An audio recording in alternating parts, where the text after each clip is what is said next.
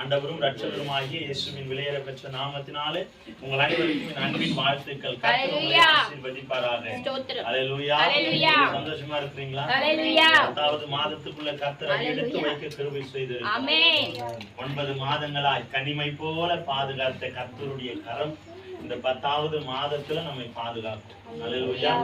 அநேக போராட்டங்கள், இறுக்கங்கள், வேதனைகள், உபத்திரவங்கள் எல்லா மத்தியிலும் கர்த்தர் இந்த நாளிலே நம்மை பத்திரமாய் கொண்டு யாரும் மறுக்கவே முடியாது. 9 மாதங்களாய் நம்ம பட்ட வேதனை, நிந்தைகள், அவமானம், துக்கம் கொஞ்சம் நெஞ்சம் அல்ல. ஆமாதானே?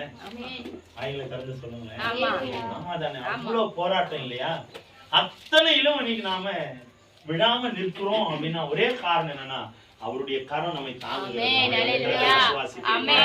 அவருடைய கரம் நம்ம ஏந்துகிறதுனால எத்தனை பேர் விசுவாசிக்கிறீங்க? அவருடைய வல்லமை நம்மோட கூட இருக்கிறதுனாலதான் ராமன் சொல்றீங்க. அல்லேலூயா. 9 மாதமாய் நம்மை காத்த பரிசுத்த ஆவியானவர் இந்த 10வது மாதம் முழுமையாய் காக்க அவர் வல்லமை. ஆமென். இந்த 9 மாதத்தில் இல்லாத சில அதிசயங்கள் இந்த 10வது மாதத்தில் உள்ளவராயிருக்கிறார். 10வது மாதம் கர்த்தர் அதிசயமாய் நம்மை நடத்த போகிறார். அற்புதமாய் நடத்த போகிறார். இல்லன்னு தான் சொல்லுவோம், ஆனா எல்லா காரியத்தையும் நேர்த்தியாய் கர்த்தர் ஒன்றுமே நான் பார்க்கலன்னு சொல்லுவோம், ஆனா எல்லாவற்றையும் நிறைவாய் கர்த்தர் மாற்றுவார். அதிசயமாய் நடத்துகிற கர்த்தர். அதிசயம் என்றால் என்ன அப்படின்னா, அதாவது எதிர்பாராத நேரத்தில் வருகிறது. அதிசயம் அப்படி என்பது இல்ல அப்படின்னு நம்ம முடிவெடுத்துருவோம், ஆனா கர்த்தர் அது இருக்கு என்று அது ஒரு திடீர்னு யாரோ ஒருத்தர் வந்தாங்க, திடீர்னு யாரோ ஒருத்தர் நம்ம பார்க்காத வெகு நாட்களாய் காணாத சில உறவுகள் திடீர்னு நம்ம வீட்டுக்கு முன்னாடி வந்தோம். என்னடா இது அதிசயமா இருக்கு, திடீர்னு எங்க வீட்டுக்கு நீங்க வந்துட்டீங்க சொல்றோமா இல்லையா? என்ன இது திடீர்னு அதிசயமா இருக்கு, உடனே வாங்கிட்டு வந்துட்டீங்க. ஏதோ ஒரு காரியத்தை நமக்கு கிடைக்காத ஒன்று திடீர்னு நமக்கு கிடைச்ச உடனே நம்ம சொல்ற வார்த்தை என்ன? இது ஒரே அதிசயமா இருக்கு சொல்றோமா இல்லையா? நம்மால கூடாதத கர்த்தரால் கூடும், நம்மால முடியாதத அவரால் முடியும். இந்த மாதம் கர்த்தர் சொல்றாரு, உங்களால எதெல்லாம் நடக்காதுன்னு நினைக்கிறீங்களோ, உங்க சுயத்துல எதெல்லாம் நடக்காதுன்னு நினைக்கிறீங்களோ அதெல்லாம் என்னுடைய பலத்தினால் நான் அவர் அதிசயங்களை செய்கிற பரிசுத்த ஆவியானவர். இந்த மாதம் நான் விசுவாசத்தோடு சொல்றேன், சில அதிசயங்கள் உங்கள் குடும்பங்கள் காணும். தீர்க்க தரிசனமாய் சொல்லுகிறேன், சில அதிசயத்தின் வாய்க்காலை கர்த்தர் இந்த மாதத்தில். அல்லேலூயா. எத்தனை வருடமாய் காணாத சில அதிசயங்களை இந்த மாதம் முடிவதற்குள்ளாக நீங்க காணும்படியான கிருபை கர்த்தர். சோர்ந்து போகாம தொடர்ந்து ஜெபிங்க. கர்த்தர் உங்க வாழ்க்கையில அற்புதங்களையும் அதிசயங்களையும் செய்ய மகத்துவமானது. இந்த மாதம் கர்த்தர் நமக்கு கொடுக்கிற மகத்துவம் உள்ள ஒரு வார்த்தை மீகா 7ஆம் அதிகாரம் 15வது வசனத்தை எடுத்தவர்கள் வேகமாய் வாசிக்கலாம். மீகா 7ஆம் அதிகாரம் 15வது வசனம். பக்கம் 1080ஆம் பக்கம் பழைய ஏற்பாடு. படிக்கலாம். நீ எகிப்து தேசத்திலிருந்து புறப்பட்ட நாளில் நடந்தது போலவே, எகிப்து தேசத்திலிருந்து புறப்பட்ட நாளில் நடந்தது போலவே உன்னை அதிசயங்களை காண பண்ணுவேன். அதிசயங்களை காண பண்ணுவேன். ஆமென். அல்லேலூயா. இஸ்ரவேல் வழி நடத்தின அந்த ஜனங்களுடைய சில வழிகளை நோக்கி ஆண்டவர் சொல்லுகிற ஒரு வார்த்தை. ஆமென். இஸ்ரவேல் என்பவர்கள் யாருன்னா நீங்களும் நானும் தான். இன்றைக்கு நம்மை பார்த்து ஆண்டவர் சொல்லுகிறார், அடிமைத்தனமுள்ள எகிப்தில் இருந்து புறப்பட்ட நாளிலே, நீ அடிமையா இருந்த எகிப்து தேசத்திலிருந்து நீ புறப்படும் போது என்னென்ன நடந்தது உங்களுக்கு தெரியும். இஸ்ரவேல் ஜனங்களுக்கு ஆண்டவர் செய்த அற்புதங்கள் கொஞ்சம் நெஞ்சம் அல்ல, அது சாதாரணமானது அல்ல. அது மனுஷனால் கூடாதது தேவனால் கூடுகிற ஒரு காரியம். மனுஷனால் முடியாதது என் தேவனால் முடிந்த ஒரு காரியம். மனுஷனால் செய்ய முடியாதது என் கர்த்தரால் செய்ய முடிந்த ஒரு காரியம். அவர்கள் எகிப்து தேசத்திலிருந்து புறப்பட்ட அந்த நாளிலிருந்து ஒவ்வொரு நாளும் அதிசயம் தான், ஒவ்வொரு நாளும் அற்புதம் தான்.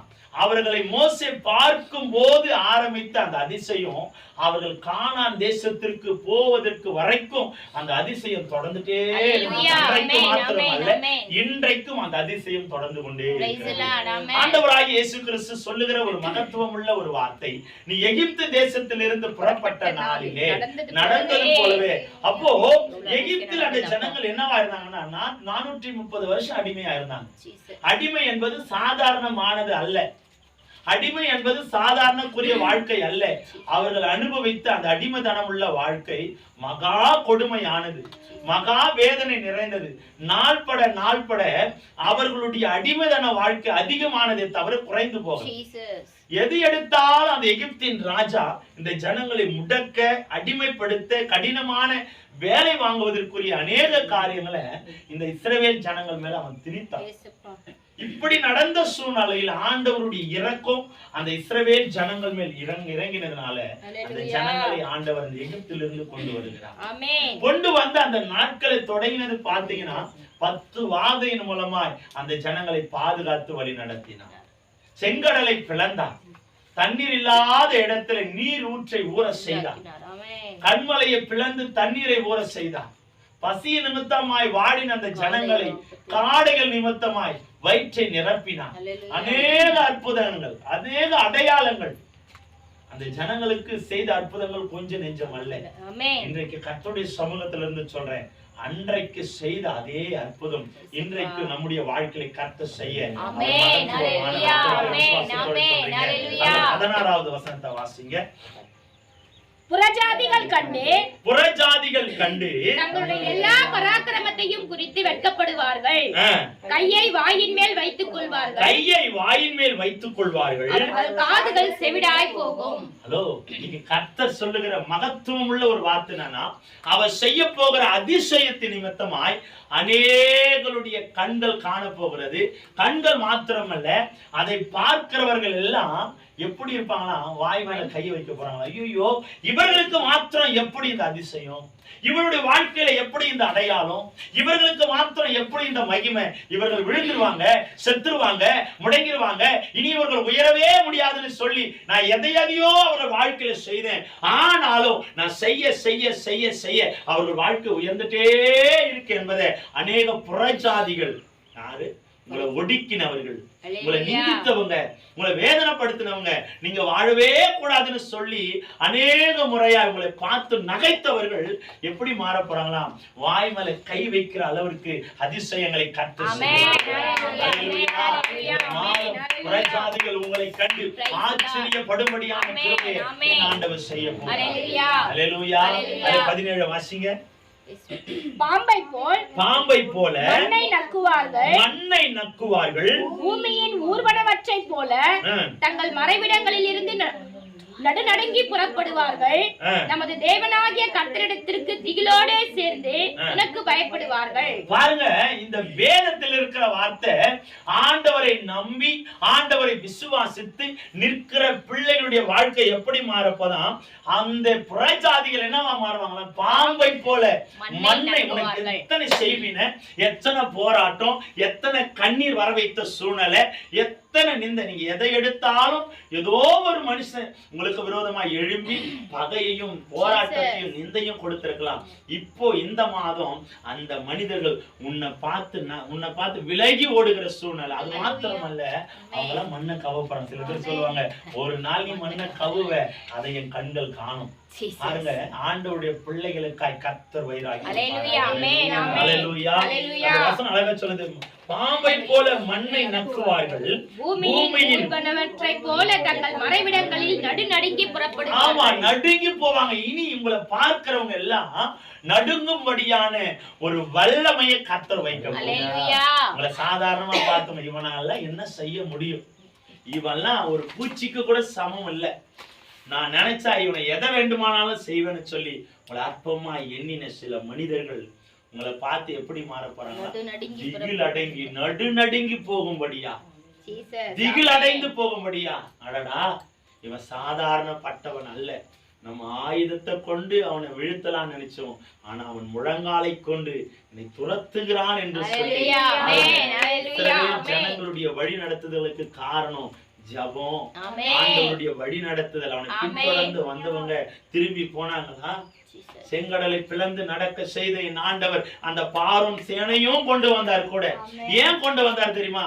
இவனை விட்டா மறுபடியும் பின்னால வருவான், இவனை விட்டா மறுபடியும் பிள்ளைய தொந்தரவு பண்ணுவான், இவனை விட்டா மறுபடியும் பிள்ளைகளை வாழ விட மாட்டான்னு சொல்லி ஆண்டவர் அவருடைய பிள்ளைகளுக்காய் வைராக்கியம் பாராட்டினது நிமித்தமாய் அந்த எகிப்து ஜனங்கள் எகிப்தின் சேனைகளையும் கடலிலே அமிழ்த்தினார். ஆண்டவரை நம்பினவங்க கரை ஏறினாங்க, ஆண்டவருக்கு விரோதமா எழும்பினவங்க கடலில் மாண்டு செத்து போனார். அல்லேலூயா. ஆண்டவர் வல்லமை படைத்தவர், சர்வ வல்லமை உள்ளவர், சர்வ வல்லமை உள்ளவர். அவரால் செய்யப்படாத அதிசயம் ஒன்றுமே இல்லையா? அவரை நம்பி நான் இன்னைக்கு ஒண்ணு மாத்திரம் உங்களுக்கு சொல்றேன், ஒரு தாரக மந்திரத்தை சொல்றேன். உங்க பலத்தால செய்ய முடியாதது உங்க ஜபத்தால செய்ய முடியும். உங்க மூளையால செய்ய முடியாதது உங்க முழங்காலால செய்ய முடியும். முழங்கால் போட்டு ஜபம் பண்ணுங்க, கர்த்தருடைய வல்லமை இறங்கும். முழங்காலுக்கு இருக்கிற பலம் இந்த உலகத்தில் அதிபயங்கரமா இருக்கிற ஆயுதத்து கூட கிடையாதுங்க. இன்னும் வைராக்கியமா சொல்றேன், ஆணித்தரமா சொல்றேன், முழங்காலுக்கு இருக்கிற பலம் இந்த உலகத்துல அதிபயங்கரமா இருக்கிற ஆயுதத்து கூட கிடையாது. அல்லேலூயா.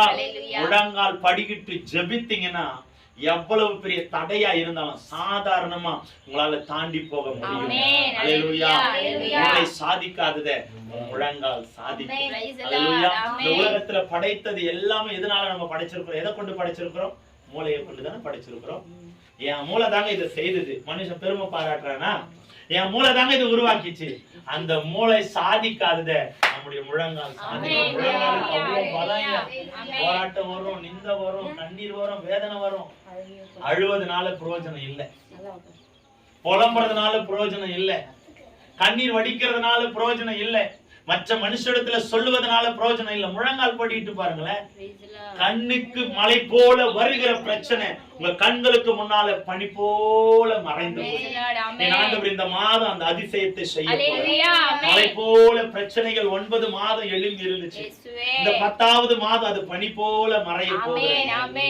என் கர்த்தர் அதை மறைய செய்வார். அல்லேலூயா. என் கர்த்தர் மறைய செய்வார். அவர் அன்பு நிறைந்தவர், அதிசயமானவர், அவர் ஆலோசனை கர்த்தர், வல்லமை உள்ளவர், நித்திய பிதா, சர்வ வல்லமை உடையவர், அவர் சமாதானத்தின் பிரபு. அவருக்கு சொல்ல வார்த்தையே இல்லையா? உண்மையா சொல்றேன். அவரை பற்றி சொல்ல சொல்ல நீங்க சொல்லி பாருங்களேன். உலகத்துல இருக்கிற மனுஷனை நாள் முழுக்க நீங்க புகழ்ந்தாலும் சல்லி பைசாக்கு பிரயோஜனம் கிடையாது. புரியுதுங்களா சிஸ்டர்? உண்மையா சொல்றேன். கர்த்தரை மகிமைப்படுத்ததான் நமக்கு ஆசீர்வாதம். எந்த ஸ்தானத்திலும் அவரை மகிமைப்படுத்துகிற எந்த ஸ்தானத்திலும் அவர் வருவேன் என்று வாக்கு கொடுக்கிறார். அவருக்கு மாத்திரம்தான் மகிமை, அவருக்கு மாத்திரம்தான் கணம். அல்லேலூயா. பாருங்க, ஆண்டவரை மகிமைப்படுத்தும் போது அவர் அளவற்ற அதிசயங்களை செய்கிற தேவன். அவங்களுக்கு அதுதான் சொல்றேன். எந்த சூழ்நிலையிலும் ஆண்டவரை தேடி வாங்க, ஆண்டவரை நம்பி நில்லுங்க. சூழ்நிலையோ பிரச்சனையோ போராட்டத்தையோ நீங்க பார்த்து நின்னீங்கன்னா உங்களால ஓட முடியாது. அல்லேலூயா. சூழ்நிலை போராட்டம் எல்லாருடைய வாழ்க்கையில சமமான ஒன்று. ஆமாவா இல்லையா? எல்லாருக்கும் பிரச்சனை இருக்கா? என்ன ஒன்று, பிரச்சனைகள் வித்தியாசமா இருக்கு, அவ்வளவுதான். அவங்களுக்கு வட்டி பிரச்சனைன்னா இவங்களுக்கு இந்த வட்டி பிரச்சனை, அவங்களுக்கு வீட்டு லோன், இப்படி பிரச்சனைகள் வித்தியாசமானதே தவிர ஆனா எல்லா பிரச்சனையும் ஒன்றுதான். புரியுதுங்களா? பிரச்சனைகள் ஒன்றுதான். பிரச்சனை இல்லாத மனிதன் உலகத்துல யாருமே இல்லை. ஆனால் நீங்களும் நானும் பிரச்சனையை பார்க்கிறவர்கள் அல்ல, பிரச்சனையை மாற்றுகிற பரிசுத்த ஆவியானவரை பார்க்கிறவர்கள். அல்லேலூயா. இன்னைக்கு நான் உங்களுக்கு சொல்றேன், நீங்க பிரச்சனையை நோக்கியே நீங்க பார்த்துட்டு இருந்தீங்கன்னா இன்னொரு அடி உங்களால எடுத்து வைக்க முடியாது. அதிசயங்களை செய்கிற கர்த்தர் சொல்றாரு, நான் அதிசயத்தை செய்வேன். எகிப்து தேசத்திலிருந்து புறப்பட்ட நாள் புறப்படும் போது என்ன நடந்துச்சு? பார்வோனுடைய சேனை அவங்களை கடினப்படுத்துறாங்க. அனுப்பவே மாட்டேன், முடியும்ன்றான், முடியாதுன்றான், அனுப்புவேன்றான், அனுப்ப மாட்டேன்றான். ஒவ்வொரு முறையும் மோசேயை ஏமாத்திட்டே இருக்கான். இருந்தாலும் விடாப்பிடியாய் அந்த ஜனங்களை அவங்க வெளியே கொண்டு வரும்பொழுது அநேக அற்புதம். 10 வாதை நிமித்தமாய் 10 வாதை நடந்துச்சுங்க.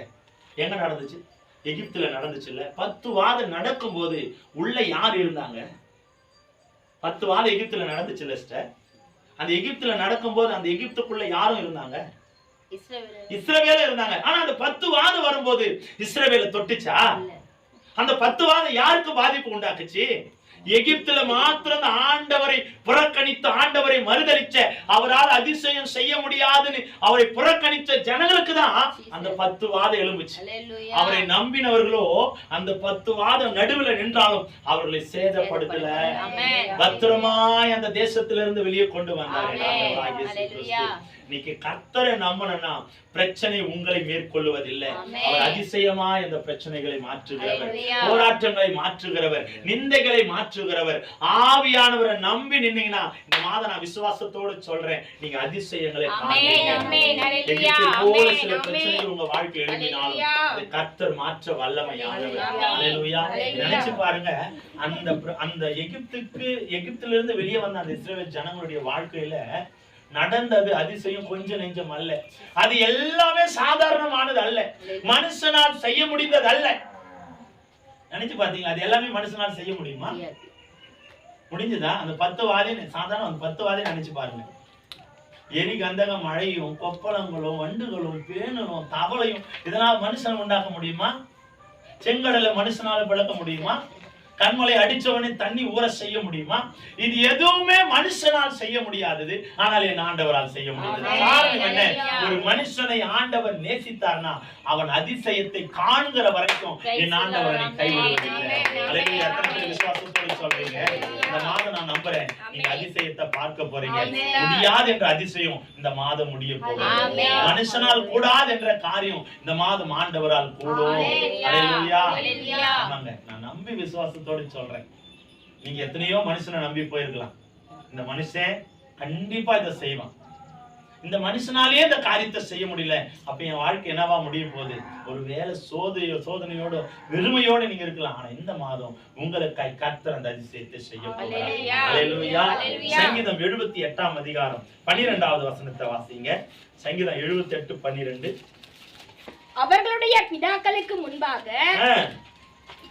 எகிப்து தேசத்தோவான் வெளியிலே அவர் அதிசயமானவைகளை செய்தார். பாருங்க, அவர்களுடைய பிதாக்களுக்கு முன்பாக அந்த எகிப்து தேசத்து சோவான் வெளியிலே அவர் அதிசயமானவைகளை செய்தார். அந்த எகிப்து தேசத்திற்கு வெளியே இருக்கிற அந்த நகரத்தின் வாசல்ல இருக்கிற அந்த இடத்துல அதிசயங்களை செய்த என் ஆண்டவர். ஆமென்.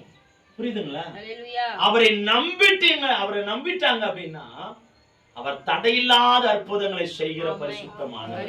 அல்லேலூயா. அவரை நம்பி வெளியே வந்தாங்க, எந்த இடத்துல போனாலும் அதிசயத்தை ஆண்டவர் செய்து கொண்டே இருந்தார். அவரை நம்பி நிக்கிறவர்களுக்கு அவர் அதிசயங்களை காண்பிக்கிறார். இந்த சூழ்நிலையில் அவரை நம்பி நில்லுங்க. கடன் பிரச்சனையா அவரை நம்புங்க, போராட்டமா அவரை நம்புங்க. ஆண்டவரே, நான் தெரியாம இந்த பிரச்சனையில மாட்டிக்கொண்டேன், தெரியாம இந்த கடனை வாங்கிட்டேன், அப்படி ஆண்டவர்கிட்ட நீங்க ஒப்பு கொடுப்பீங்க அப்படின்னா ஆண்டவர் இதை மாற்ற வல்லவர். மறுபடியும் திரும்ப அந்த பாவத்தை நம்ம செய்யக்கூடாது. ஆண்டவர் எதிர்பார்க்கிறது அதான். நாம வாங்கிட்டு ஆண்டவர் திரும்ப நம்மளை மாத்திட்டார் அப்படின்னா திரும்ப நம்ம அந்த பாவத்துக்குள்ள போக கூடாது. புரியுதுங்களா?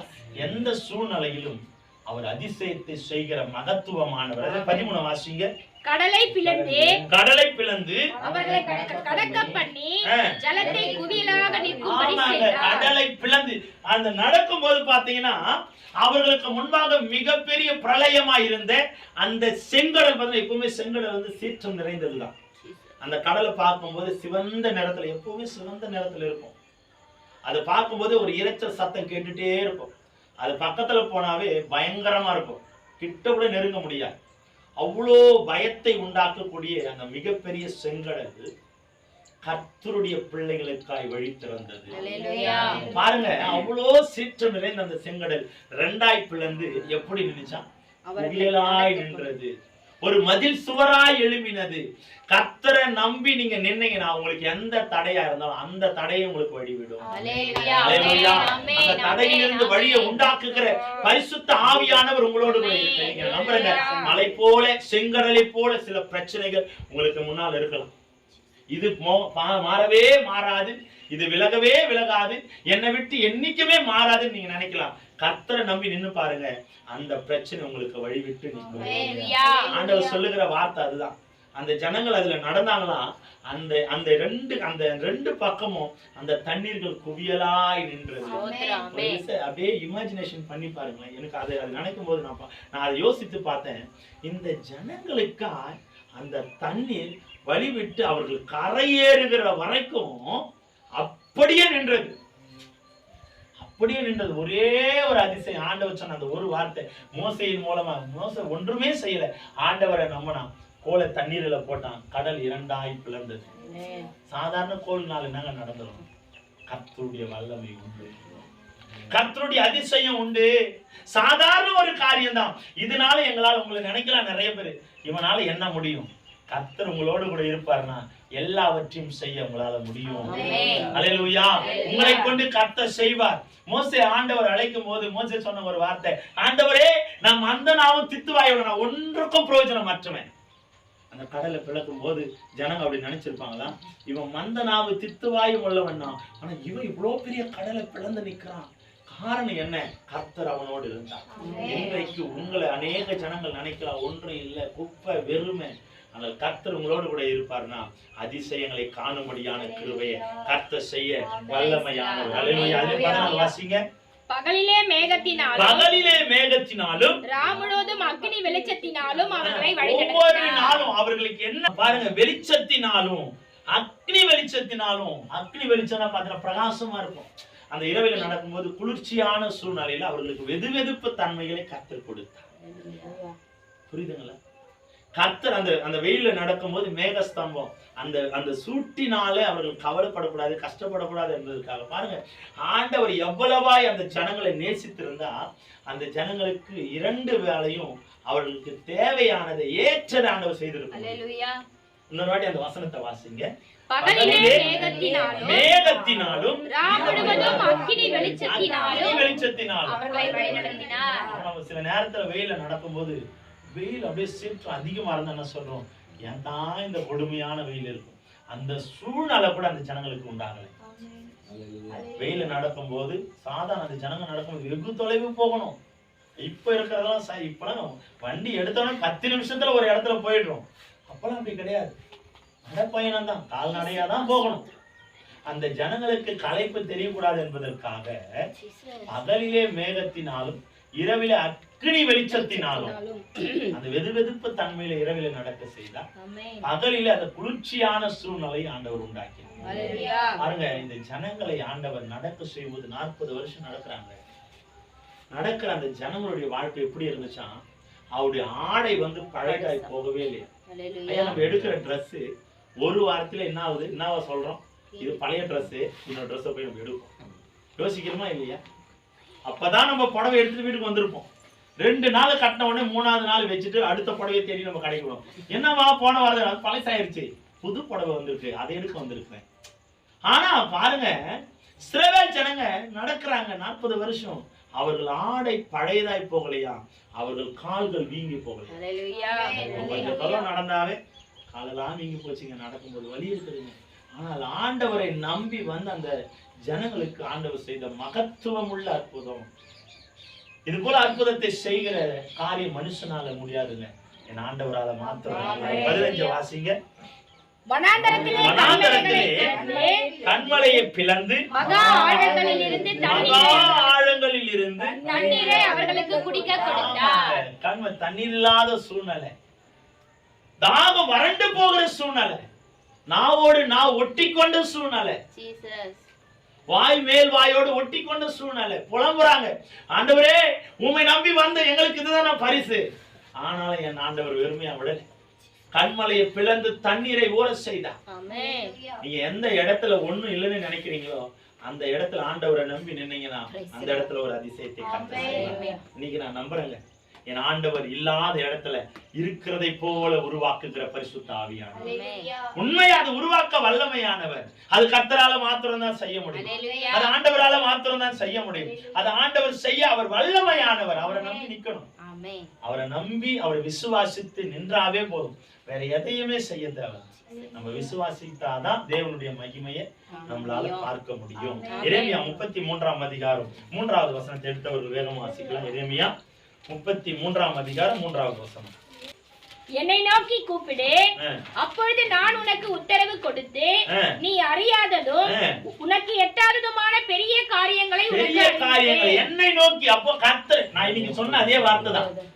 எந்த சூழ்நிலையிலும், புரியுதுங்களா, கேக்குறீங்களா, எந்த சூழ்நிலையிலும் கர்த்தரை நோக்கி பார்க்கிற குணங்கள், அந்த சுவாபம் நமக்குள்ள வரணும். எதுக்கு எடுத்தாலும் எதன்னா ஒரு தலைவலி வந்த உடனே நம்ம எங்க போறோம்? ஏதாவது ஒரு பிரச்சனை வந்த உடனே நமக்கு என்ன சஜஷன் கொடுக்குறோம்? யாருக்காச்சும் ஒரு சஜஷன் கொடுக்குறோம்னா என்ன கொடுப்போம்? தலைவலி வருது, தலைவலியா இருக்கு, என்ன பண்றது? இந்த மாத்திரை போடு, இது செய்ய. அந்த மாத்திரை போடுன்னு மாத்திரம் சொல்ல மாட்டோம். அந்த மாத்திரை விக்கிற இடத்த அடையாளத்தோட வழி காட்டுற ஆளுங்க நம்ம ஆளுங்க. புரியுதுங்களா? விசுவாசிகளாய் ஊழியக்காரர்களா இருக்கிற கர்த்தருடைய ரத்தத்துல கழுவப்பட்ட நாம முதல்ல செய்யற வேலை எது தெரியுமா? தலைவலின்னு சொன்ன உடனே இந்த மாத்திரை போடுன்னு சொல்லி நிப்பாட்ட மாட்டோம். அந்த மாத்திரை எந்த கடையில விக்குதுன்ற அடையாளத்தோட அட்ரஸ் ப்ரூஃபோட கொடுக்குறாளுங்க நாம. ஆனா இவ்வளவு எதுவும் தெரியாத ஒரு இடத்துக்கு அடையாளம் காட்டுற நாம தெரிஞ்ச ஒரு இடத்துக்கு அடையாளம் காட்ட மறந்துட்டு பார்த்தீங்களா? தலைவலின்னு சொன்ன உடனே நம்ம என்ன சொல்லணும் அப்படின்னா, 2 நிமிஷம் கையை வச்சு ஜெபம் பண்ணுமா, தலைவலி மாறும். முழங்கால் போட்டு ஜெபம் பண்ணுவோம், பிரச்சனை மாறும். ஆண்டவரை தேடி நில்லு, உன் போராட்டங்கள் மாறும். என்னைக்காவது மனசாட்சியை சொல்லுங்க, என்னைக்காவது சொல்லி இருக்கிறோமா? நேத்து எனக்கு சரியான தலைவலி, செஸ்ட் பெயின், என்னால முடியல, என்ன பண்றதுன்னு தெரியல, மூச்சு விட முடியல, அப்படியே படுத்துட்டேன். படுத்த உடனே என் மனைவி ஒண்ணுமே இல்லை, 2 நிமிஷம் கையை வச்சு அப்படி ஜெபம் பண்ணாங்க. ஆட்டோமேட்டிக்கா தூங்கிட்டு இருக்கிறேன் எனக்கு தெரியாம. 2 நிமிஷம் தான், அவ்வளவு நேரம் அவஸ்தைப்பட்டேன். 2 நிமிஷம் கையை வச்சு, இதுதான் வல்லமை, இதுதான் கர்த்தருக்குள்ள இருக்கிற ஒரு அடையாளம். முடியல, நான் சோத்திரம் சொல்லிட்டு ஆண்டவரே உண்மை நம்பி இருக்கிறப்பா அப்படின்னு சொல்லி படுத்துட்டேன். அப்படியே படுத்துட்டே இருக்கிறேன். 2 நிமிஷம் அவங்க கையை வச்சு ஜெபம் பண்ணாங்க. அந்த தலைவலி எங்க போச்சுன்னே தெரியல. ஆட்டோமேட்டிக்கா தூங்கிட்டு இருந்தேன். காலையில பார்த்தா 4:30 மணி அலாரம் அடிக்கிறது. எழுந்து அடிச்சு பிடிச்சி கிளம்பி. காரணம் என்ன? அவரை நம்பி நம்ம நிக்கிறோம் அப்படின்னா எந்த வியாதி இருந்தாலும் மாறும். ஒண்ணு மட்டும் தெரிஞ்சுக்கோங்க, இந்த வியாதி மாறாததுக்கு காரணம் நமக்கு ஐடியா தெரியல. நமக்கு ஐடியா தெரியல. எதை செய்தா வியாதி மாறும், எதை செய்தா பிரச்சனை மாறும்ன்ற ஐடியா இன்னும் கூட நமக்கு தெரியல. இன்னும் கூட சொல்லவா, நம்ம கிறிஸ்தவர்கள் தான். என்ன கிறிஸ்தவர்கள் தெரியுமா? கண்டு விசுவாசிக்கிற கிறிஸ்தவர்கள். ஆமாவா இல்லைங்களா? மனசாட்சி தொட்டு சொல்லணும், கடவுளுக்கு விரோதம் இல்லாம சொல்லணும்.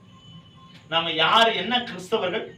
கண்டு விசுவாசிக்கிற கிறிஸ்தவர்கள். இந்த மாத்திரை போட்டாதான் எனக்கு சுகமாகும், இந்த டாக்டரை பார்த்தாதான் எனக்கு சுகமாகும், இவங்க எனக்கு மாத்திரை பேரு சொன்னாதான் சுகமாகும். அதே காணாமல் விசுவாசிக்கிற கிறிஸ்தவர்கள் எப்படின்னா, மாத்திரை இல்லையா, என் முழங்கால் ஜபம் என்ன மாத்தும். இதுதான் காணாமல் விசுவாசிக்கிற கிறிஸ்தவர்களுடைய வாழ்க்கை. நான் நம்பி விசுவாசிக்கிறேன். நம்முடைய கிறிஸ்தவ வாழ்க்கை இன்னைக்கு இப்படிதான் இருக்கு. கண்டு விசுவாசிக்கிற கிறிஸ்தவர்களா தான் இனி வரைக்கும் இருக்கிறோம். இப்படிதான் இல்லையா? இந்த மாத்திரையை நம்ம சொல்லுவோம், இந்த மாத்திரையை போடுங்க சுகமாயிரும் சொல்லுவோம். ஐயோ, இந்த மாத்திரை என்னால போட்டா சுகமாகாது. ஸ்தோத்திரத்தோட போடுங்க, ஜபத்தோட போடுங்க, சுகமாகும். உடனே நாம என்ன பண்ணுவோம்? அவங்க சொல்லிட்டாங்களேன்னு செய்வோமே தவிர முழு மனதோட நம்ம ஜபத்தோட அந்த மாத்திரை. உண்மையா சொல்றேன், மெடிசன் அவசியம் தான். ஆனாலும் அந்த மருந்தின் மூலமா சுகம் வரணும்னா கூட ஜபம் தேவை. நம்புறீங்களா? நான் நம்புறேங்க, நான் விசுவாசிக்கிறேன், நான் பார்த்தேன், அதை கண்டேன், அதை உணர்ந்தேன். நான் உங்களுக்கு இன்னைக்கு சொல்லிட்டு இருக்கேன், ஜபத்தோடு நீங்க எந்த காரியத்தையும் செய்து பாருங்க, அது அற்புதமா நடக்கும், அதிசயமா நடக்கும். ஆண்டவரே, உம்முடைய கரத்துல எனக்கு ஒப்பு கொடுக்கிறேன். ஆண்டவரே, நீர் சந்திங்க. அழகா ஆண்டவர் சந்திப்பாருங்க. முழு இருதயத்தோட கேட்கணும். கொடை கதை தான் நமக்கு. மழை வந்தா கொடை எப்படி எடுத்துட்டு போற கதை தான். ஒரு ஊழியக்காரன் என்ன பண்ணாரா, ஜெபிச்சிட அப்படி வல்லமையா ஜெபிக்கிற ஒரு ஊழியக்காரன், அவரை ஒரு இடத்துல மிகப்பெரிய ஒரு கன்வென்ஷன் மீட்டிங்காக அரேஞ்ச் பண்ணிட்டாங்க. அரேஞ்ச் பண்ணும்போது அந்த நாட்கள் மழை காலங்கள் அரேஞ்ச் பண்ணிட்டாங்க. பெரிய ஒரு கூட்டத்தை இவர் போய் நடத்தணும். இவர் தான் பிரசங்கியா போக வேண்டிய சூழ்நிலை. அன்னைக்குன்னு பார்த்து டிவில ஒரு அலௌன்ஸ் என்ன கொடுக்குறாங்க, இன்னைக்கு பலத்த காற்றுடன் மழை பெய்யும், இடியுடன் கூடிய மழை பெய்யும் சொல்லி அலௌன்ஸ் பண்ணிட்டாங்க. உடனே இவர் என்ன பண்றாரு, முழங்கால் படிட்டு ஆவியில நிரம்பி ஜெபிக்கிறார். ஆவியில நிரம்பி ஜெபிக்கும் போது ஆவியில நிரம்பி ஜெபிச்சுட்டாரு, ஆண்டவர் பேசிட்டாரு. உடனே என்ன பண்றாரு, பா ஆவியில நிரம்பி நான் ஜெபிச்ச ஆண்டவர் எனக்கு வாக்கு கொடுத்திருக்கிறாரு, இன்னைக்கு மழை வராது அப்படின்னு சொல்லிட்டு எல்லாரையும் வீட்டுல இருக்கிறவங்க எல்லாரையும் துரிதப்படுத்துறாரு. எல்லாம் கிளம்புங்க, டைம் ஆச்சு, நம்ம பிரேயருக்கு போகணும் சொல்லி எல்லாம் துரிதப்படுத்தி கார்ல வந்து உட்காரும் போது, கார் டோரை திறந்து உள்ள உட்காரும் போது அவன் மகனை பார்த்து சொல்ற, டேய் அப்படியே வந்துட்டியா, அந்த கொடை எடுத்துனோடா, மழை கிழ வந்துரு போகுது. மழை வந்தா என்ன பண்றது? விசுவாசம் எப்படி? டேய் அப்படியே வந்துடாத, கொடை எடுத்துனுவா, மழை கிழ வந்துச்சுன்னா என்ன பண்றது? பண்ணது விசுவாசம் உள்ள ஜபம், அபிஷேகம் நிறைஞ்ச ஜபம். ஆனா பேசுறது என்ன? அவிசுவாசம் உள்ள ஒரு வார்த்தை. கொடை எடுத்துட்டு வாடா, மழை கிழ வந்துரு போகுது. இன்னைக்கு நம்முடைய விசுவாசம் அப்படிதான் இருக்கு. நம்ம செய்யறோம், ஆனா அதுல ஒரு சந்தேகத்தோட செய்யறோம். ஜெபிக்கிறோம், அதுல சந்தேகத்தோட ஒரு ஜபம். இது அதிசயத்தை காண செய்யுமா? ஒரு நாள் இதுல அதிசயமே வராது. ஆனா கடைசியில நம்ம யாரை குற்றப்படுத்துவோம்? அந்த தெய்வத்துக்கு கண்ணே இல்லப்பா, அவரால் எதுவுமே செய்ய முடியாதுப்பா, அவரு செய்ய திராணியற்றவர்ப்பா. யார சொல்றோம்? அவரு மேல. ஆமா இல்ல, நமக்கு எது நடந்தாலும் கைக்கு யார் பக்கத்துல இருக்கிறாங்களோ அவங்களை ஈஸியா அடிச்சு விட்டுறது. கேட்டா நீ தான் பக்கத்திலே இருந்த. அது போல நம்ம இன்னைக்கு ஏசப்பாவை பயன்படுத்திட்டு இருக்கிறோம். எந்த குற்றமும் நாம செஞ்சுட்டு கடைசியில ஏன்னா அவர் கேட்க முடியாதுல்ல, டைரக்டா வந்து பேச முடியாதுல்ல.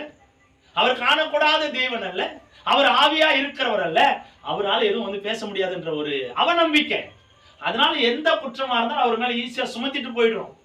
இன்னைய வரைக்கும் அவர் மேல குற்றத்தை சுமத்தி நாம இன்னும் கூட ஆணி அடிச்சுட்டு இருக்கிறோம், அவர் காலுக்கும் கைக்கும். அவர் தலையில முள்முடி சுமத்திட்டு தான் இருக்கிறோம். காரணம் என்ன? நம்ம ஜெபம், நம்ம வாழ்க்கை, விசுவாசக்குரிய வாழ்க்கை அப்படிதான் இருக்கு.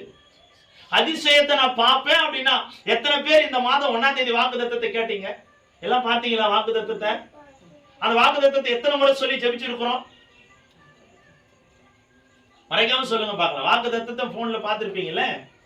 அந்த வாக்குத்தத்தத்தை பார்த்து ஆண்டவர் எனக்கு இந்த மாதம் வாக்கு கொடுத்திருக்கிறாரு, இந்த வார்த்தை சொல்லி நான் ஜெபிக்கலாம்னு சொல்லி எத்தனை முறை நீங்க ஜெபிச்சிருக்கிறீங்க? நான் அதிசயத்தை காண்பேன், அதிசயங்களை காண்பேன் எத்தனை முறை ஜெபிச்சிருக்கிறீங்க?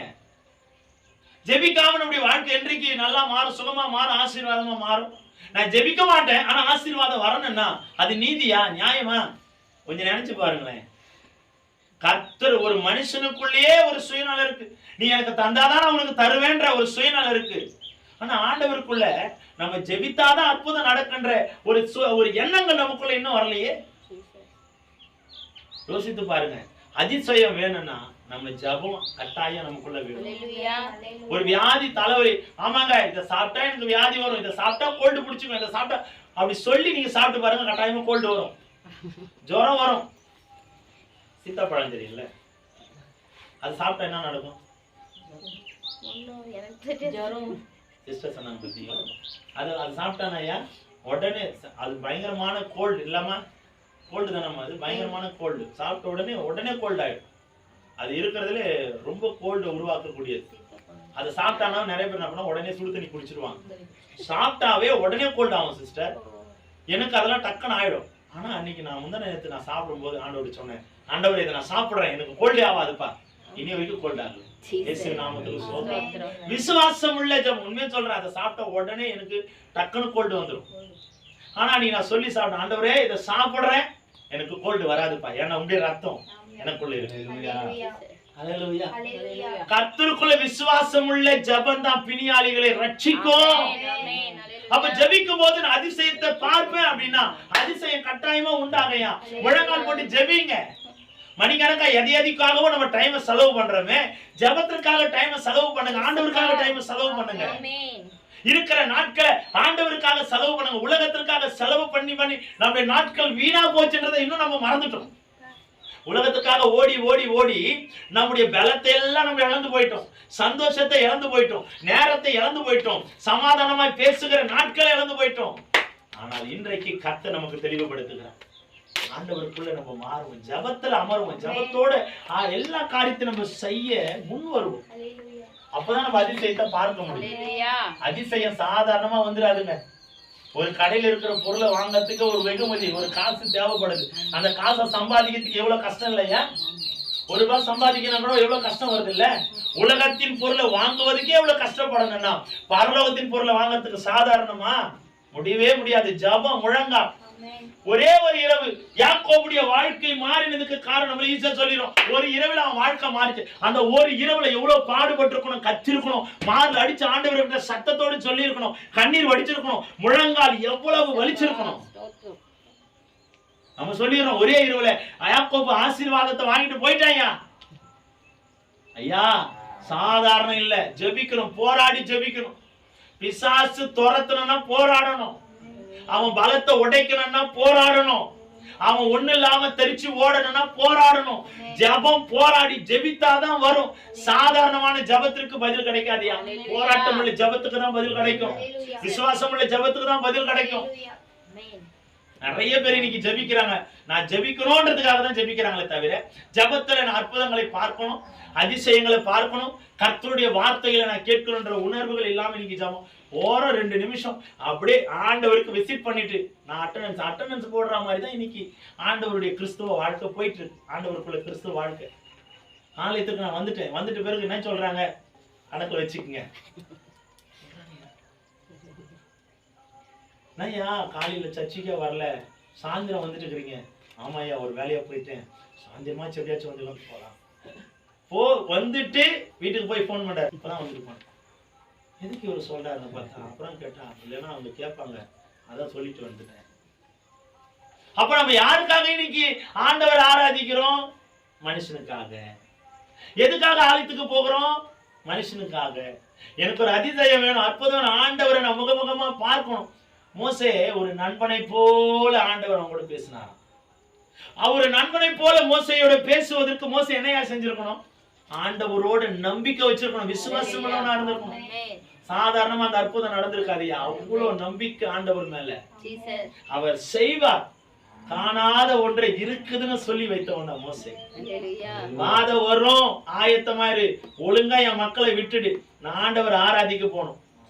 நீனா அவ்வளவு பெரிய நாடா, உன்னால ஒண்ணுமே முடியாது, என் ஆண்டவர் வச்சாருன்னே தாங்க மாட்டேன். கேட்க செங்கடலுக்கு முன்னால நின்று புலம்புறாங்க, பயப்படாதீங்க, ஆண்டவர் இருக்கிற. செங்கடல் 2ஆ பிளக்கும். யாரை நம்பி அந்த கோலை நீட்டினா? மனுஷனை நம்பியா? கர்த்தர் ஒருவரை நம்பி அந்த கோலை நீட்டினா செங்கடல் 2ஆய் பிளந்தது. அவ்வளவு பெரிய கடல் சாதாரணமா பிரிஞ்சு நிக்குதியா. காரணம் ஆண்டவர் மேல் வைத்த விசுவாசம். ஆண்டவரை நம்பி நிக்கிற விசுவாசம் எந்த மனிதனுக்குள்ள உறுதியா இருக்கோ அந்த மனிதன் அதிசயத்தை காண முடியும். அல்லேலூயா. 9வது வசனத்தை வாசிங்க. எரேமியா 33:9 வாசிங்க. நான் அவர்களுக்கு செய்யும் நன்மை எல்லாம் கேட்க போகிற பூமியின் எல்லா ஜாதிகளுக்கும் முன்பாக அது எனக்கு மகிழ்ச்சியுள்ள கீர்த்தியாயும் புகழ்ச்சியாயும் மகிமையாயும் இருக்கும். நான் அவர்களுக்கு அருளி செய்யும் எல்லா நன்மையின் நிமித்தம் எல்லா சமாதானத்தின் நிமித்தமும் இவர்கள் பயந்து நடுங்குவார்கள் என்று இஸ்ரவேலின் தேவனாகிய கர்த்தர் சொல்லுகிறார். பாருங்க, ஆண்டவர் செய்ய போகிற அதிசயம் அநேக ஜனங்கள் காண போகிறாங்களா இந்த மாதம். நான் விசுவாசத்தோட சொல்றேன், ஆண்டவர் உங்களுக்கு செய்ய போகிற அதிசயம் உங்களை பார்த்து நகைத்த புறஜாதி ஜனங்கள் காண போறாங்க. உன்னால முடியாது, மாறாது, செய்ய ஆகாதுன்னு சொன்ன ஜனங்கள் உங்களால் அதிசயத்தை பார்க்க போறாங்க. அல்லேலூயா. வேதம் சொல்லுது, கர்த்தர் செய்கிற அதிசயம் மகத்துவமானது, அநேக ஜனங்கள் காண போகிறது. அந்த வார்த்தை அந்த பூமியின் எல்லா ஜாதிகளுக்கு முன்பாக அது எனக்கு மகிழ்ச்சி உள்ளதும் கீர்த்தியாயும் புகழ்ச்சியாயும் மகிமை. எப்படியா? ஆண்டவருடைய அதிசயம் எப்படி மாற போதா? கீர்த்தி, புகழ்ச்சி, மகிமை. அடுத்தது மகிமையாயும் இருக்குமா. இவ்வளவு அதிசயத்தை செய்யக்கூடிய பரலோக தகப்பனை நாம பக்கத்துல வச்சுக்கிட்டு நம்மோடு இருந்துட்டு நாம இன்னைக்கு ஒண்ணு இல்லாத பிசாசுக்கு பயந்துட்டு இருக்கிறோம், செய்ய திராணி இல்லாத மனுஷனுக்கு பயந்துட்டு இருக்கிறோம். இவன் சொல்லிட்டான் பாஸ்டர், நான் என்ன ஆகணும்? இவன் செஞ்சுட்டான் பாஸ்டர், நான் என்ன ஆகணும்? இவன் இப்படி பேசிட்டான் பாஸ்டர், நான் என்ன ஆகணும்? மனுஷனை கண்டு கண்டு கண்டு கண்டு இன்னைக்கு பயந்து ஆண்டவரை மறுதளிச்சுட்டு உட்கார்ந்துட்டு இருக்கிறோம். அல்லேலூயா. ஏதாவது ஒரு கனவு வந்துட்டா போதும், பாஸ்டர் எனக்கு என்ன கனவு வந்துச்சு, இது வந்தா, அதுவும் எத்தனை டைம் எல்லாம் கரெக்டா சொல்லுவாங்க. 5 மணிக்கு வந்தது பாஸ்டர், 5 மணிக்கு வந்தா கனவு பலிக்கும் அப்படின்னு வேதம் சொல்லுதா? 2 மணிக்கு வந்தா கனவு பலிக்காதுன்னு வேதம் சொல்லுதா? ஐயா நம்ம ஆளு எப்படி தெரியுமா? வித்தியாசமானவங்க. பைபிள் இல்லாத வார்த்தையில எங்க கேப் இருக்கும் அங்க இவனுடைய சிந்தையை எடுத்து அட்டாச் பண்ணி விட்டுருவான். நினைச்சு பாருங்க, நினைச்சு பாருங்க. வேதத்தில் இல்லாததெல்லாம் நம்மால அழகா கடைபிடிப்பான், வேதத்தில் இருக்கிறது ஒண்ணு கூட கடைபிடிக்க மாட்டான். பார்த்திருக்கிறீங்களா சிஸ்டர்? எதெல்லாம் வேதத்தில் இல்லையோ அதெல்லாம் நம்மால் கரெக்டா ஃபாலோ பண்ணுவாங்க. வேதத்தில் உள்ளதெல்லாம் எதுவுமே நம்மால் கரெக்டா ஃபாலோ பண்றதே கிடையாது. ஏன்னா அதெல்லாம் கடினம், இதெல்லாம் ஈஸி. கர்த்தருடைய புகழ்ச்சி மகிமை, அவர் செய்யற அற்புதம் நம்ம வாழ்க்கையில மகிமையா மாறும். அவரை நம்பினா நம்ம கீர்த்தியும் புகழ்ச்சியுமா மாறும். அவரை நம்பி நின்னாதான் இந்த ஆசீர்வாதம். அல்லேலூயா. சங்கீதம் 77:14 வாசிங்க. சங்கீதம் 77:14 வாசிங்க. அதிசயங்களை செய்கிற தேவன் நீரே, அதிசயங்களை செய்கிற தேவன் நீரே, ஜனங்களுக்குள்ளே உம்முடைய வல்லமையை விளங்க பண்ணினீர். ஆமா, ஜனங்களுக்குள்ளே உம்முடைய வல்லமையை விளங்க பண்ணுவீர். அழகான ஒரு வார்த்தை. அதிசயங்களை செய்கிற கர்த்தர் அவர்தான். அவரால் தான் அது அதிசயமாய் முடியும். ஆமென். ஏதோ அழகா சங்கீதக்காரன் சொல்ற, அதிசயம் செய்கிற தேவன் நீரே. நீங்க தான்ப்பா. உம்மால அன்றி வேற யாராலையும் என் வாழ்க்கையில் அதிசயத்தை செய்ய முடியாது. இந்த நம்பிக்கை ஒவ்வொரு கிறிஸ்து உடையவர்களுக்குள்ள இருக்கும். அல்லேலூயா. ஆமென். கிறிஸ்தவர்களுக்குள்ள இருக்கக்கூடாது. கிறிஸ்து உடையவர்கள், கிறிஸ்துவா இருக்கிறவர்கள், கிறிஸ்துவை நம்புகிறவர்கள், கிறிஸ்து தான் என் வாழ்க்கைன்னு சொல்றவங்களுக்கு தான் இந்த ஆசீர்வாதம். சங்கீதக்காரன் அழகா சொல்றாரு பாருங்க. அதிசயங்களை செய்கிற தேவன் நீரே, ஜனங்களுக்குள்ளே உம்முடைய வல்லமையை விளங்க பண்ணினீர். அநேக வல்லமை ஜனங்கள் மத்தியில் ஆண்டவர் செய்தார். அல்லேலூயா. அற்புதங்களை செய்தார், அடையாளங்களை செய்தார். அவரை போல அதிசயம் செய்ய அந்த உலகத்துல யாராலையும் முடியாது. யாராலையும் முடியாது. அவர் அதிசயத்தின் நாயகன். அவர் இந்த வேதாகமத்துல ஆண்டவருடைய இடமெல்லாம் இடம்பெற்ற இடமெல்லாம் பாருங்க. அதிசயம் அதிசயம் அதிசயம். நினைச்சு பாருங்க. மனுஷன் சொல்லுவான் இதெல்லாம் முடியாது போதகரே, ஆண்டவர் சொல்றாரு இது முடியும் அப்படின்பாரு. எதெல்லாம் மனுஷனால ஆகாதுனாலும் பேதுரு ஒரு நாள் வலையை போட்டுட்டே இருப்பார். சோர்ந்து போய் எல்லாத்தையும் கரையில கொண்டு வந்து நிப்பாட்டிட்டு வாழ்க்கை வெறும் அப்படின்னு நினைச்சிருவாரு. ஆனா இதை நினைச்சதுக்கு அப்புறம் ஆண்டவர் சொல்லுவாரு, பேதுரு மறுபடியும் நீ வலைய உள்ள கொண்டு போ அப்படின்பாரு. போதகரே, ராம் முழுவதும் பிரயாசப்பட்டேன், ஆண்டவர் தான் நியமிச்சாரு. ஆண்டவர் சொல்ல நீ திரும்பவும் வலைய உள்ள கொண்டு போன்றாரு. ஆனா பேதுரு அதுக்கு ஒரு முட்டுக்கட்டை. நம்ம ஆளுங்க எப்பவுமே எப்படின்னா அதிசயம் நடக்கும்னு சொல்லுங்களாம். இத்தனை வருஷம் நடக்காது, இப்ப மட்டும் நடந்துருமா? நம்ம ஆளுங்களுக்கு தெரிஞ்ச ஒரு ஞானமுள்ள ஒரு வார்த்தை. ஆமா, இன்னைக்கு மாறாதவ இனிமேல மாற போறாளா? கிறிஸ்துவ வாழ்க்கையில மாறாது என்பது ஒன்றுமே இல்லை. மாறும். இன்னைக்கு நான் நம்பி சொல்றேன், இத்தனை நாள் செய்யாதவன் இன்னைக்கு மட்டும் வாங்கி கொடுத்துருப்பான். பெண்களுக்கு எல்லாம் ஒரு கவலை என்னன்னா, போங்க பாஸ்டர், ஒரு நாள் என் வீட்டுக்காரர் ஒரு புடவை எடுத்து கொடுக்கல, இதுக்கு மேலே தூக்குத்துற போறாரு. ஜெபம் பண்ணுங்க. நீங்க கடைக்கு போக வேண்டிய அவசியமே இருக்காது. அவரே வருஷம் மாசம் ஒரு புடவையோட சம்பளம் வாங்கினாலும் வீட்டுக்கு வந்துடுவார். ஜெபம் பண்ணுங்க, நடக்கும். சங்கீதக்காரன் சொல்றாரு, அதிசயங்களை செய்கிற தேவன். உங்களுக்கு புடவை அதிசயம் வேணா ஜெபம் பண்ணுங்க. எல்லாவற்றையும் செய்ய வல்லமையானவர். அல்லேலூயா. உங்க குணங்களை மாற்ற வல்லமையானவர்.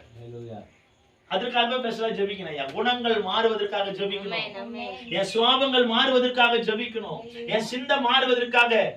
சொல்லட்டுங்களா, உங்க சிந்தை முழுமையா மாறணும்னா ஜெபத்தால தவிர வேற எதையாலையும் மாற்ற முடியாது. பாஸ்டிங் போடுங்க. 2 வீலர் வேணும்ன்றதுக்கு பாஸ்டிங் போடுறோம். அரிசி பருப்பு வேணும்னா பாஸ்டிங் போடுறோம். இந்த மாதம் சம்பளம் எக்ஸ்ட்ரா வேணும் பாஸ்டர், அதுக்காக ஜெபிச்சுட்டு இருக்கிறேன், அதுக்கெல்லாம் பாஸ்டிங் போடுறோம்.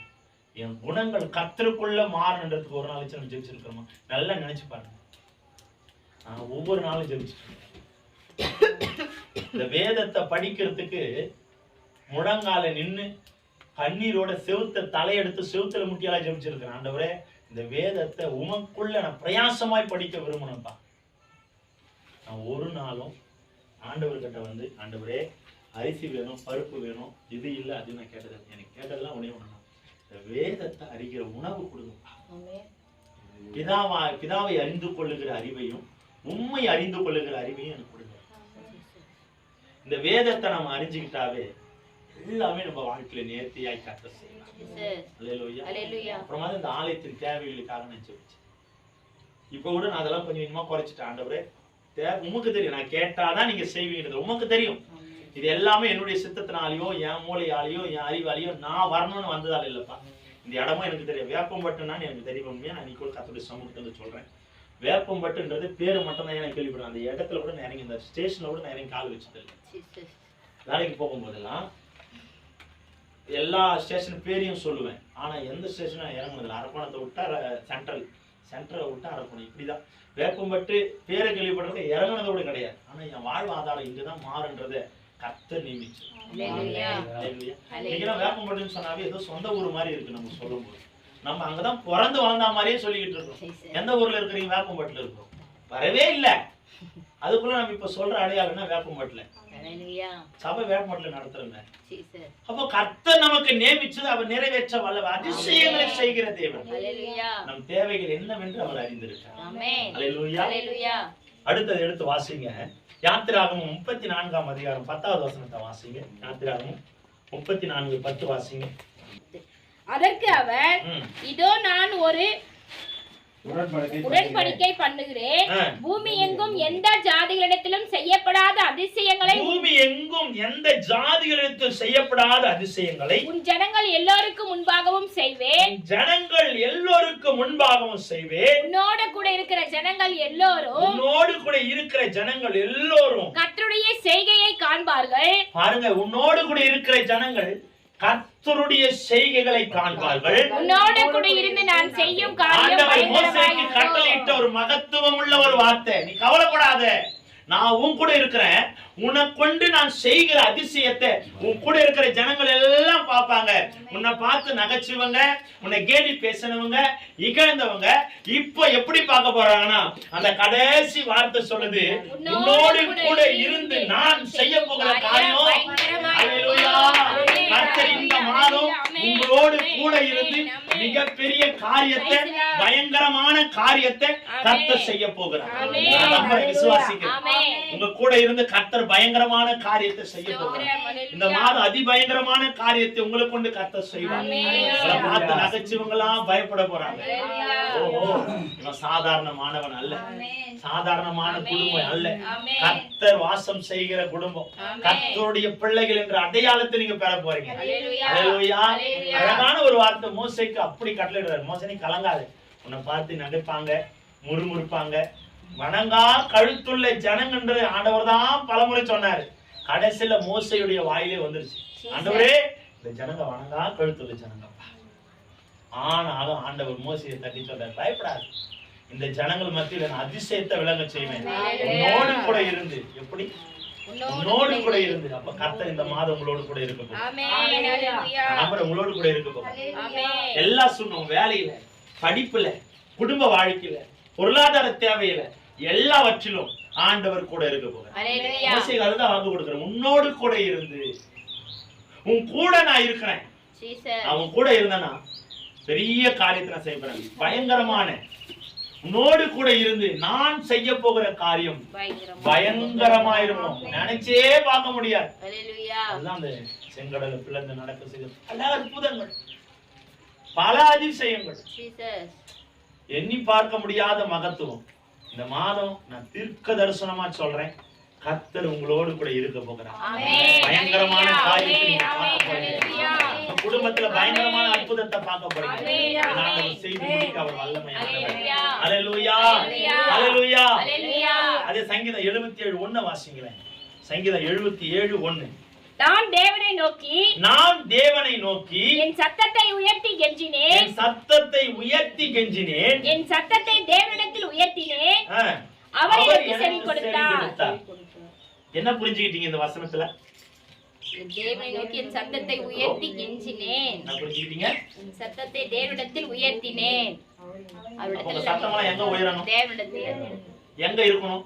தேவனிடத்தில். இன்னைக்கு நம்ம எங்க உயர்த்துறோம்? ஹலோ, புருஷன் ஒரு வார்த்தை பேசினா அடுத்த வார்த்தை எக்ஸ்ட்ரா போயிடவே கூடாது. அப்படி போச்சுன்னா கர்த்தருக்கு விரோதமா நீங்க செய்யற பாவம். புரியுதுங்களா? பொண்டாட்டி பேசினால்னா அடுத்த நிமிஷம் உடனே ரேஸ் ஆகி நம்ம அவங்களை அடிக்கிற அளவுக்கு போயிட்டோம்னா உண்மையா என்னையும் சேர்த்துதான் நாம செய்யற கர்த்தருக்கு விரோதமான பாவம். தெளிவு அடைஞ்சிடணும். நம்ம சத்தம் எங்க உயரணும் எங்க குறையணுன்றது வித்தியாசம் இருக்கு. குடும்பத்துல நாம்பள தெரியுமா அப்படின்னு உயர்த்தவே கூடாது. அதை தாழ்த்துகிறவள் உயர்த்தப்படுவார். எந்தெந்த இடத்துல தாழ்த்தணும், எந்தெந்த இடத்துல உயர்த்தணும், இந்த கர்த்தரை மகிமைப்படுத்தும் போது உயர்த்தணும். அல்லேலூயா. நம்மளை பத்தி சொல்லும் போது தாழ்த்தணும். புரியுதுங்களா? எல்லா இடத்துலயும் நம்ம வித்தியாசமா நடந்துடும். ஏட்டிக்கு போட்டியா நடந்துடக்கூடாது. இந்த வேதம் சொல்லுகிறது, அந்த வார்த்தை கடைசி வார்த்தை படிங்க. தேவனிடத்தில் உயர்த்தினேன், தேவனிடத்தில் உயர்த்தினேன், அவர் எனக்கு செவி கொடுத்தார். அப்போ கர்த்தருக்கு முன்பாக நீ உயர்த்தும் போது, கர்த்தருக்கு முன்பாக ஜெபத்தில் அவரை மகிமைப்படுத்தும் போது, அவர் உயர்த்தி பேசும் பொழுது அவர் உனக்கு செவி கொடுப்பார். கர்த்தருடைய சமூகத்துல நீங்க தேடி போய் அவரிடத்துல கெஞ்சணும், ஜெபிங்க. ஆமென். ஆண்டவரை நோக்கி பாருங்க. அவர் செவி சாய்க்கிற மகத்துவமான தேவன். Praise the Lord. அவர் செவி சாய்க்கிற மகத்துவமான தேவன். அவர் அதிசயங்களை செய்கிறவர். அல்லேலூயா. சங்கீதம் 9:1 வாசிங்களேன். சங்கீதம் 9ஆம் அதிகாரம் 1வது வசனம். கர்த்தாவே, கர்த்தாவே, என் முழு இருதயத்தோடும் உம்மை துதிப்பேன். உம்முடைய அதிசயங்களை எல்லாம் விவரிப்பேன். நீங்க அவரை நோக்கி பாத்தீங்க அப்படின்னா, அவரை தேடி போனீங்கன்னா, அவர் அதிசயம் எல்லாம் விவரிக்கக்கூடிய கிருபை ஆண்டவனுக்கு. அல்லேலூயா. இந்த வேதம் அழகா சொல்லுது, கர்த்தர் என் முழு இருதயத்தோடு உம்மை துதிப்பேன். உம்முடைய அதிசயங்களை எல்லாம் எல்லா ஜனங்களுக்கும் நான் விவரிப்பேன். எப்போ விவரிக்க முடியும்னா, அவரை தேடும் போதுதான். எப்ப அதிசயம் வரும்னா அவரை நம்பும் போதுதான். எப்ப நடக்கும்னா அவர் விசுவாசிக்கும் போதுதான். சில சாட்சிகள் வருவதற்கு காரணம் என்ன? அவர் நம்பினபடியால் தான். அல்லேலூயா. சாட்சிகள் நிறைய பேர் பெற்றுக்கிட்டு நீங்க நம்ம சாட்சி சொல்ல முன்னும் வர்றதில்லை. சாட்சி என்பது ரொம்ப ரொம்ப முக்கியங்க. ஆண்டவரை நம்பி நிக்கிறீங்க அப்படின்னா அவர் சாட்சி உருவாக்குகிற மகத்துவமானது. அல்லேலூயா. அழகா சொல்றாரு பாருங்க, எல்லா ஜனங்களுக்கும் உடைய அதிசயத்தை நான் விவரிப்பேன். ஆண்டவரே, எனக்கு செய்த நன்மைகள் இந்த மாதம் கர்த்தர் உங்களுக்கு செய்ய போறாருங்க. நீங்க அதிசயத்தமா நடக்க போறீங்க. ஒவ்வொரு சாட்சியும் மகத்துவமா மாறும். சாட்சி சொல்ல முன் வாங்க. சாட்சி வந்து நீங்க நிறைய பேர் நினைக்கிறாங்கன்னா, ஆமா இந்த பாஸ்டர் பேசுறதுனாலதான் எனக்கு அற்புதம் நடந்துச்சு, நான் போய் சொன்னா இந்த பாஸ்டர் இன்னும் மேல ஏறுவார். சொல்லக்கூடாது. பாஸ்டரா சொல்றீங்க சாட்சி, பாஸ்டர் அற்புதம் செஞ்சார். ஒரு அம்மா சொன்னாங்க, அதுதான் சாட்சி சொல்லுவாங்க. நீங்க போங்க பாஸ்டர், நம்ம போய் சாட்சி சொன்னு வச்சுங்க, அந்த பாஸ்டர் முன்னாடி நாள் உங்க வீட்டுக்கு வந்து திரும்பவும் ஜபிக்கிறோம் அப்படின்னு வந்து ஜபிப்பாரு. திரும்ப அற்புதம் நடக்கும். சும்மா சாட்சி சொல்லுவாரு. அவருக்கு மகிமைப்படுத்துறதுக்கே நான் சாட்சி என்பது மனுஷனை மகிமைப்படுத்துகிறது அல்ல, தேவனை மகிமைப்படுத்துகிறது. அவரால் தாங்க அற்புதம் நடக்கும். அவர்தான் அற்புதம் அதிசயங்களை செய்கிறவர். அப்போ நம்முடைய சாட்சி மற்றவர்கள் மனம் மாறணும்னா, ரட்சிக்கப்படணும்னா முதல்ல எது வேணும்? இப்ப மற்றவங்களை ரட்சிப்புக்குள்ள நடத்தும் போது என்ன சொல்லுவீங்க? உங்க வாழ்க்கை வரலாறு சொல்லாம இருப்பீங்களா? இப்ப நம்ம வரும்போது எல்லாமே ஆதி கிறிஸ்துவங்களா ஒண்ணுமே தெரியாம வந்துட்டோம், பாடுகள் படாம வந்துட்டோம், ஆண்டவரை விட்டு எங்கேயோ இருந்தோம். ஆண்டவர் நம்மள ஏங்க ஐயா தெரிஞ்சு வச்சிருக்கிற, எதுக்கு நம்மள ஊழியத்துக்கு அழைச்சாரு? நம்மளா உண்மை ஐயா உங்களுக்கு சின்ன வயசுல எல்லாம், அவங்க எல்லாம் கட்ட வாலிப வயசுல எல்லாம் நீங்க அதாவது எப்படின்னா முரட்டத்தனமா எல்லாமே இருந்திருக்கீங்க. எல்லாமே இருந்திருக்குதானே ஐயா? ஏன் கடவுள் இப்ப நம்மள கூட்டிட்டு வந்துட்டாரு தெரியுமா? அவ்வளவு முரட்டத்தனமா இருந்த நம்ம,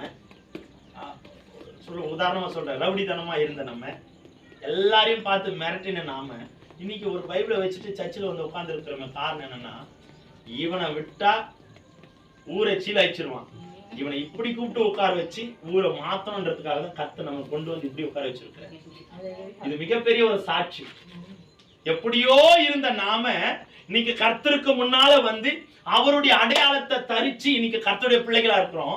இந்த சாட்சி அநேகருக்கு சொல்லும் போது அவர்கள் தெரிஞ்சுக்குவாங்க, அடடே நாம தான் மிகப்பெரிய ஆளுன்னு நினைச்சோம், நம்மளோட மிகப்பெரிய ஆளையே ஆண்டவர் மாத்தி ஆலயத்துல உட்கார வச்சிருக்கிறாரு, நாம ஏமாத்துறோம். அவர் உயிருள்ள தேவன். இதுதான் அவர் மனுஷனுடைய வாழ்க்கையில ரட்சிப்பு. உளையான சேற்றில் இருந்து என் வாழ்க்கை ஒருத்தருக்கு ரட்சிப்பு எப்படி விடும் அப்படின்னு நம்பிதான். உளையான சேற்றில் இருந்து ஆண்டவர் யாருன்னே தெரியாதுங்க, வேதத்தை படிச்சேன், கற்றுக்கொண்டேன், கற்றுக் கொடுத்தாங்க, அவருடைய அன்பு ருசி பார்த்தேன், இன்னைக்கு நான் அவருக்குள்ள மாறி இருக்கிறேன். நீங்களும் அன்பு ருசி பாருங்க. இதுதான் சாட்சி. மற்றவர்களுக்கு விவரிக்க வேண்டிய சாட்சி. அவரை பத்தி புகழ்ந்து சொல்லணும். அவர் யார் என்ற அடையாளத்தை நீங்க காண்பிக்கணும். அவர் உங்களுக்கு என்ன செய்தார் என்றதை சொல்லிக் கொடுக்கணும். அல்லேலூயா. சாட்சி சொல்லும் போதுதான் அநேக ஜனங்களுக்குள்ள அந்த விசுவாசம் வரும். நீங்க மூடி மறைச்சிட்டீங்க அப்படின்னா விசுவாசம் வரவே வராது. அல்லேலூயா.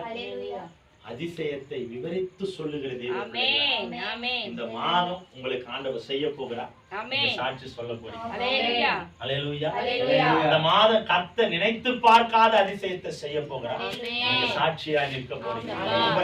நான் விசுவாசிக்கிறேன். ஹல்லேலூயா. கர்த்தர் அந்த நாட்களை உங்களுக்கு கொடுப்பார். ஆமென். அப்படினால தொடர்ந்து ஜெபிங்க. அதிசயத்தை செய்கிற தேவன் உயிரோடு கூட இருக்கிறார். ஆமென். அதிசயத்தை செய்கிற தேவன் உயிரோடு இருக்கிறார். அதனால தொடர்ந்து ஜெபத்தில் இருங்க. ஆண்டவருக்குள்ள அதிகமா நெருங்குங்க. ஆண்டவரை நம்பி நில்லுங்க. எந்த சூழ்நிலையிலும் நம்ம முறையே இருக்கிறது மனுஷனிடத்திலோ மனுஷனுடைய இல்ல, கர்த்தர் சமூகத்துல போயிருக்கோம். எந்த பிரச்சனையும் இருந்தா ஆண்டவர் சமூகத்தை தேடிப்போம். அவர் விடுதலை கொடுப்பாரு. ஆமென். ஜெபிங்க. ஆலோசனையை கேளுங்க, தவறு இல்ல. அடுத்தது ஜெபிக்கணும். ஜெபம் தான் ஒரு மனுஷனுடைய வாழ்க்கையை மாற்றும். ஹல்லேலூயா. ஜெபிக்க ஜெபிக்க ஜெபிக்க ஜெபிக்க. நிறைய பேர் சொல்லுவாங்க, பாஸ்டர் நான் ஜெபிக்கிறேன், ஆனா என் பிரச்சனை மாறவே இல்லை. ஒருவேளை ஏசப்பா என் ஜெபத்தை கேட்கலையோ? ஆண்டவர் உங்க ஜெபத்தை கேட்டதுனாலதான் பிசாசுக்கு பிடிக்கல. ஆனா தான் அவன் போராட்டத்தை கொண்டு வரான். நிறைய பேர் ஆண்டவருக்குள்ள நெருங்கும் போதுதான் பிரச்சனை வரும். அப்ப நம்ம நினைச்சிட கூடாது இவங்க ஆண்டவருக்குள்ள இல்ல அப்படின்னு நினைச்சிடலாம். ஆண்டவருக்குள்ள நெருங்கினாதான் பிரச்சனை வரும். அந்த நெருங்க நெருங்க நெருங்க அந்த பிரச்சனை அப்படியே பனி போல. என்ன சொல்றேன், முள்ளா இருந்தவங்க பூவாய் மாறுகிற நாட்கள், முள்ளா இருந்தவங்க பூவாய் மாற்றுகிற நாட்கள் வரும். அது எப்போ அப்படின்னா ஆண்டவருக்குள்ள முழுமையா, ஆண்டவர் அவங்களுக்குள்ள முழுமையா பிசாசை மாற்றி சுவாபங்களை மாற்றி ஆண்டவருடைய அடையாளம் முழுமையா வரும்போதுதான் அவங்க அந்த அளவுக்குள்ள அபிஷேகத்துக்குள்ள மாறுவாங்க. அது போராட்டம் இருக்கேன், அதை ஜெயிக்கணும். ஐயா நான் முழுவதும் போராடணும் அப்படின்ற யாப்ப நம்ம சொல்லிட்டு இருக்கல, அதுக்கான கஷ்டம் இருக்கு. அடுத்ததுதான் அந்த ஆசீர்வாதமே. போராடனாதான் ஆசீர்வாதம், ஜெபித்தாதான் ஆசீர்வாதம். ஜெபிங்க. ஜெபத்தால முடியாது ஒண்ணுமே இல்லை. நீங்க இந்த மாதம் ஜெபிக்க போறீங்க. உங்க சுவாபம், பிரச்சனை, போராட்டம், கண்ணீர், வேதனை, துக்கம், அவமானம் எல்லாம் மாறும். உங்க குடும்ப ஆசீர்வாதம். ஆராதனைக்குள்ள கடந்து போகலாம்.